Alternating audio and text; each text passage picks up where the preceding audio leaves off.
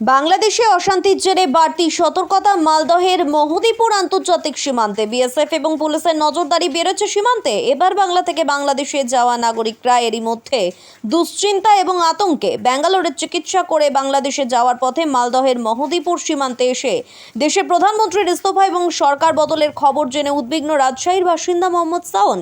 এদিকে বাংলাদেশ থেকেও জরুরি প্রয়োজনে ভারতে আসছেন কেউ কেউ, তাদের কি হবে? বাংলাদেশের প্রধানমন্ত্রীর পদ শেখ হাসিনা পদত্যাগ করায় আমরা খুশি, বাংলাদেশে এখন বিজয় উল্লাস করা হচ্ছে, ভারতে এসে জানিয়েছেন আব্দুল লতিফ নামে এক বাংলাদেশি।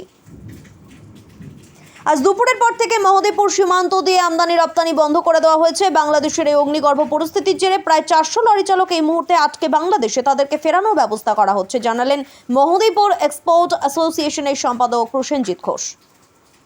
আজকে সীমান্তে যে সমস্ত কাঁচামালের গাড়ি ছিল তা রপ্তানি করা হয়েছে, তবে বিকেলের পর থেকে বাংলাদেশের এই অস্থিরতা পরিস্থিতির জন্য পুরোপুরি বন্ধ আমদানি রপ্তানি। আগামী দুদিন এই ধরনের অনিশ্চয়তা চলতে পারে বলে আশঙ্কা করা হচ্ছে। একদিন এই সীমান্ত দিয়ে প্রায় 18 কোটি টাকা ক্ষতির আশঙ্কা করা হচ্ছে, জানালেন মহাদেবপুর কাস্টমের আধিকারিক দেশ দুলাল চ্যাটার্জি।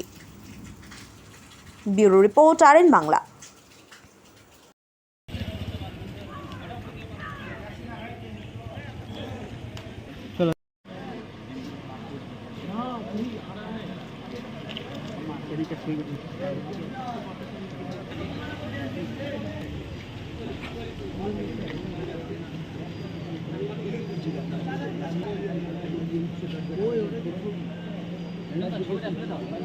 আমি শান্ত, সরকার পদত্যাগ করেছে।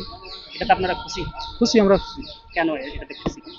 সরকার যে নির্যাতন করেছে, নির্যাতন থেকে ছেলে পেলে সব মুক্ত পাইলে, এটার জন্য আমরা খুশি। আপনি ভারতে আসলেন কেন? যে ভারতে আসলেন কেন? আমি যাবো ডাক্তারের কাছে চিকিৎসার জন্য। কোথায় যাবেন? আমি মালদা যাবো, শুভজিৎ রায়ের কাছে। এখন কি নতুন করে উত্তেজনা? না, নতুন জন্য এখন কেবল খালি পদত্যাগ হলো, তো আধা ঘন্টা হলো। যে বাড়ি কোথায়? আমার বাড়ি তো ক্যাম্পের পিছিয়ে, এখানে এদিকে দেখুন। পিরোজপুর। কতটা খুশি আপনারা এই যে? আমরা সবাই খুশি, আমরা দেশবাসী। উল্লাস মিছিল তো বাড়িয়ে গেছে আমাদের। কেন খুশি কেন? এ সরকার নির্যাতন করলে এই জন্য।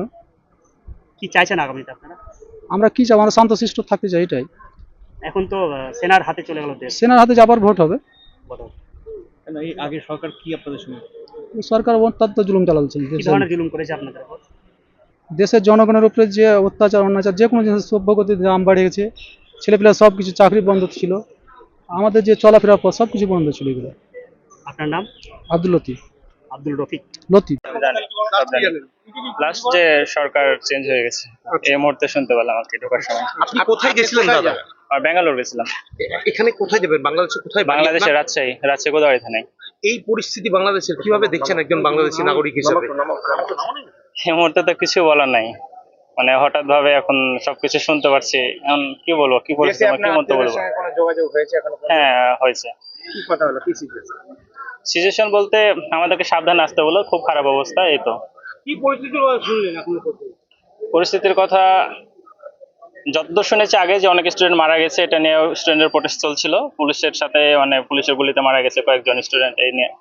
আর এর মধ্যে এখন দেখছি যে মানে এখন এখানে এসে শুনছে যে সরকারও চেঞ্জ হয়ে গেছে। নিজের দেশে ফিরছেন, আতঙ্ক আছে, আতঙ্ক লাগছে। এখন কি বলবো, ভিতরে পরিস্থিতি তো জানি না, যা গেলে পরে বুঝতে পারবো। আমরা 1.5 মাস প্রায়। হ্যাঁ, চিকিৎসার জন্য এসেছিলাম। আপনি কি মনে করেন এটা মানে আপনি এটা সমর্থন করেন সরকার পরিবর্তন হওয়াটা একজন বাংলাদেশী নাগরিক হিসেবে? এই মুহূর্তে কিছু মন্তব্য করার মতো আমার নাই। তো মানে নামটা বলুন। আপনার নাম? আমার নাম শাওন। কি নাম? শাওন। কি নাম? পুরো নাম বলুন। শাওন, মোহাম্মদ শাওন হক। বাড়ি? বাড়ি রাজশাহী গোদাগাড়ি থানায়। আজকে যা টিভি বা মিডিয়ার মারফতে দেখলাম, আমাদের বাংলাদেশের প্রধানমন্ত্রী শেখ হাসিনা উনি আজকে ইস্তফা দিয়েছেন। ইস্তফা দেওয়াকালীন আমাদের এক্সপোর্টের যে পণ্যবাহী গাড়ি রয়েছে, সেই গাড়ি নিয়ে কিন্তু আমরা প্রচণ্ডভাবে উদ্বিগ্ন রয়েছি। কারণ বাংলাদেশে আমাদের অলরেডি 300 থেকে 350 গাড়ি এক্সপোর্ট হয়ে আছে, তাদের ড্রাইভার খালাসি ওরা ওখানেই আছে। আবার আমাদের ইন্ডিয়াতে পচনশীল কিছু গাড়ি ওই সব গাড়িও আছে এখানে। এখন আপনাদের সীমান্ত কতগুলো গাড়ি? এখন বর্তমানে সীমান্তে প্রায় 300 থেকে 350 গাড়ি দাঁড়িয়ে আছে। অলরেডি এক্সপোর্ট হয়ে আছে প্রায় 300-350 গাড়ির মতো এখনও বাংলাদেশে আটকে রয়েছে। বর্ডার বন্ধ থাকে এখনও সেটা বুঝতে পারি না। আজকে আমরা হাই কমিশনার সাহেব যে আছে, অ্যাসিস্ট্যান্ট হাই কমিশনার, ওনাকে ফোন করেছিলাম। ওনা যেটা বললো যে 1-2 দিন একটু আপনারা করেন, দেখি কি পরিস্থিতি আসছে, ওই পরিস্থিতি অনুযায়ী আমরা কাজ করব। যারা যারা চালক আটকে পড়েছে তাদেরকে কিভাবে ফেরাবে? তাদের আলোচনা চলছে এবং তারা ফিরছেও, এবং আমরা দাবি রেখেছি যে আমাদের ড্রাইভার খালাসি যেন কিছু না হয়, ওদেরকে যেন সেফটিভাবে আমাদের ইন্ডিয়াতে পারে। প্রায় 400 থেকে 500 চালক এখন বর্তমান বাংলাদেশে আছে। হঠাৎ করেই তো বন্ধ হলো, এটা কতটা লোকসান? হঠাৎই বন্ধ, তাই তো আমরা খুব উদ্বিগ্ন, কারণ আমাদের বর্ডারে প্রায় কাঁচামাল অনেক রয়েছে। ওই কাঁচামালে কিন্তু আমরা খুব উদ্বিগ্ন রয়েছি যে কি হবে। এখন পর্যন্ত আমরা এখনো পারমিশন পাইনি এক্সপোর্ট করার। বর্ডার কি এখন সিল করে দিয়েছে? আপাতত বন্ধ আছে। কাঁচামাল যেগুলো আছে সেটা যদি আগামী 2-3 দিন না যায় তাহলে কত লোকসান হতে পারে? তো লোকসান তো হবে, আমাদের পার ডে আমাদের প্রায় 1500 থেকে 16 কোটি টাকা পার ডে লোকসান আছে কাঁচামালের কাজ। কি প্রচেষ্টা করছেন আপনারা?